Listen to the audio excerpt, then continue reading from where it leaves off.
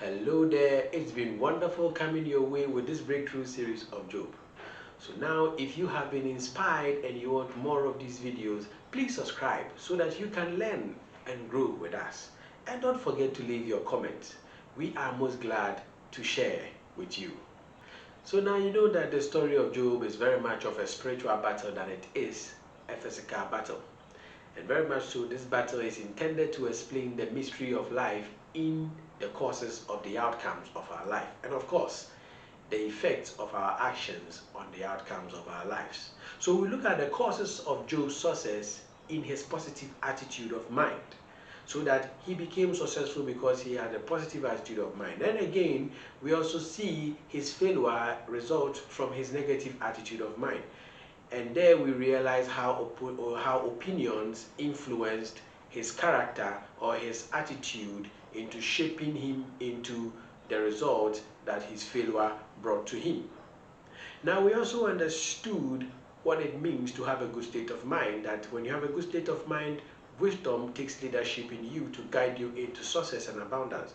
And whenever you are in a bad state of mind, Satan takes leadership to guide you with confusion into chaos and failure. So this battle or this story is one intended to point out the facts or some facts about human relationship with God. And in this video, this is what we intend to do, to highlight those facts in the benefit of our relationship with God in creating abundance.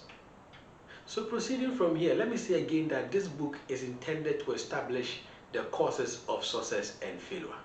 And of course, success is not just about money. It is very much about our spiritual lives in the reflection of our health, our wealth, and our happiness. So next time you hear the word success, don't consider it only in the terms of money. But of course, when a man is spiritually wealthy, it is obvious in his life that he becomes physically wealthy as well. Now let us open our Bibles to the book of Job chapter 1 verses 7 to 11. And whilst we read, I'll try and paraphrase the answers, particularly the answers of Satan to God. So Satan's first answer is that does Job fear God for no reason? Then he continues, you are favoring him, that is why he fears you. So if you mean the otherwise, that you are not favoring Job and Job is doing something particularly and he knows what he is doing and he can do it again, then let me also touch him. And we will see what happens in that case, that Job will lose allegiance to you or he will stick with you. Now, when Satan says, let me touch him, he's just trying to say that let me influence his attitude. Let me influence the ideas of his mind. Let me give him some ideas that are alternatives to his welfare. So perhaps someone comes to you and say, look, there's another way to do what you're doing. Have you thought about it? Oh, okay, let's try that one too to see. So Satan comes in these forms of ideas to influence the attitudes of our mind to follow suit in some way. So in this particular circumstance, the real argument here is what I call the baseball argument, where Job is like the ball that Satan is thinking that Job is a ball that he can just throw and someone else hits him off. So in this case, he's looking at Job as a man without choice, and that whoever has the ball determines where it lands. So at this point, he feels that God has the ball, so he knows where he's throwing it to. So why doesn't God give him the chance to have the ball too? And then we will see where Job lands. So this is the pure circumstance of what Satan is trying to imply over here. So he's just trying to say that the man has no control over the choices of his life, and certainly he has no control over the results of his life. Alright, now let's look at where this ball lands. So look at the causes of Job's success. Now the Bible describes Job with some particular characteristics, where it defines the strength of the personality that Job carries. It says that Job is perfect, he is upright, and he fears God. So this is what God describes Job with. And so let's see what he does when Satan approaches him or Satan tempts him. So in this case, Satan comes at him with all his muscles, and what does Job do? Now, it's like Job, Satan has Job in his hand like the baseball. Now he's seeking to throw Job out. But what does Job do? So we see that he throws Job expecting Job to land in a certain place. But in this case, Job does not move. He does not flinch. He bows and he worships. That's quite something. Now, right there and then, Satan's philosophy or theory is defeated, that the man has no control over his life. Now, Satan has created the circumstances intended to shape the direction that Job is supposed to be going. But Job does not flinch. He bows and he worships. Now, we did explain that worship is creating the atmosphere for grace to function. And what is grace? That grace is God's goodness flowing into our lives. And we do experience grace in terms of our knowledge and the potentials in us.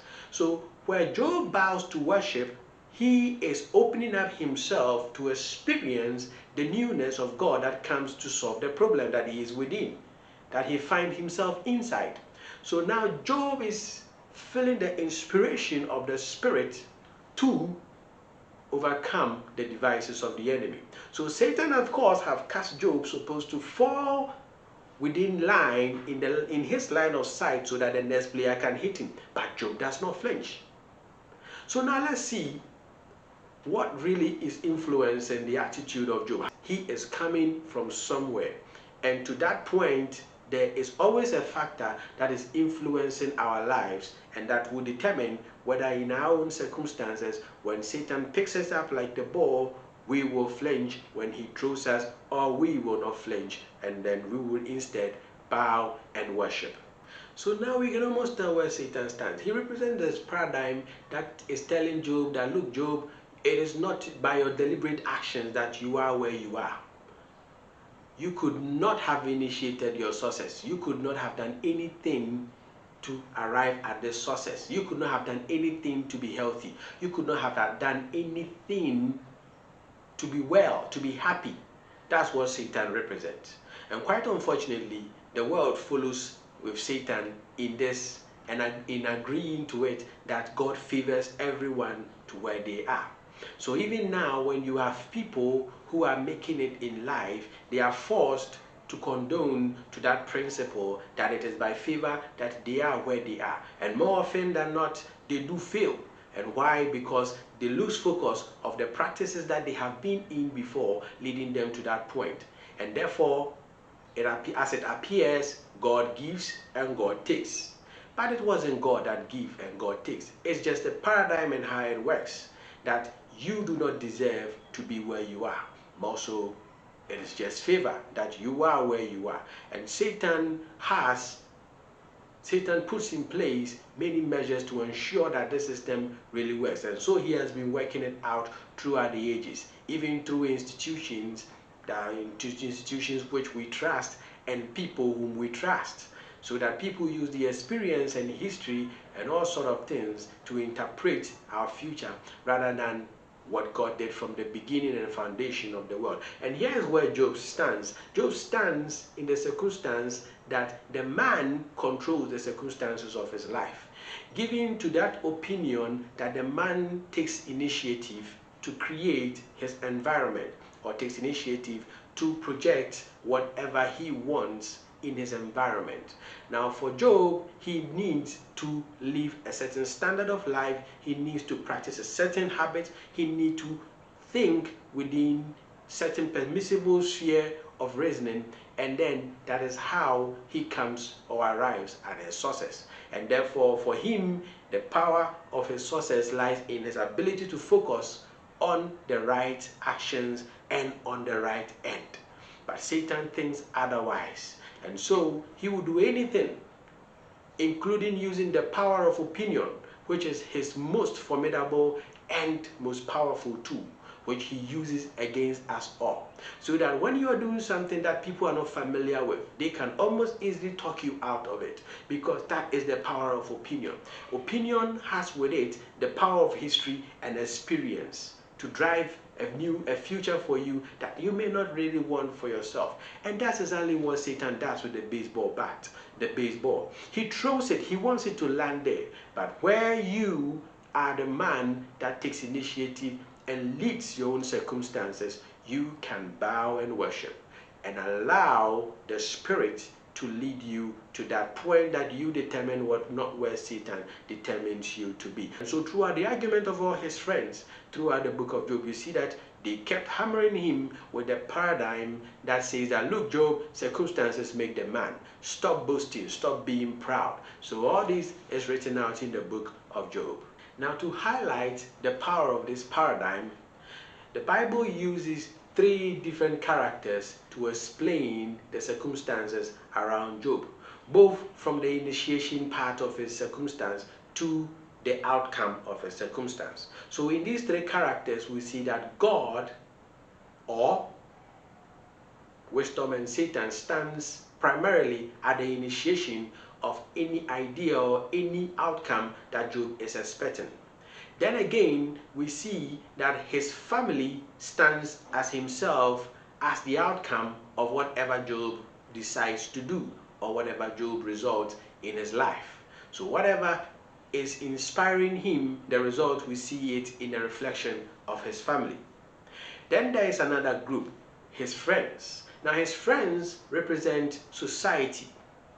Society is also another type of God that stands to control or to influence our thoughts or the influence, the initiations that we do. All still the same, it all results in the outcome of what the family in this book is represented. So you see that when Job was well and it was good with him, his family was well and everyone was happy. There was partying, his wife was happy and all those things. However, when Job started failing, you see that his family started getting deteriorated, broken up apart. And then what happens? He himself experiences the breakdown within himself. So this is how the posture is placed. Now, when you look at the leadership of these opinions, now whilst it is clear that God led in the inspiration of Job to be successful, you see that Satan is hiding in opinion to control Job's life negatively. So you see that the book also highlights another 4th character in the person of Elihu, who was not, his background was not given in anything. Now I use the 4th character of Elihu to represent the silent voice of opinion that influences us to, or judges our outcome, or judges us in respect to God.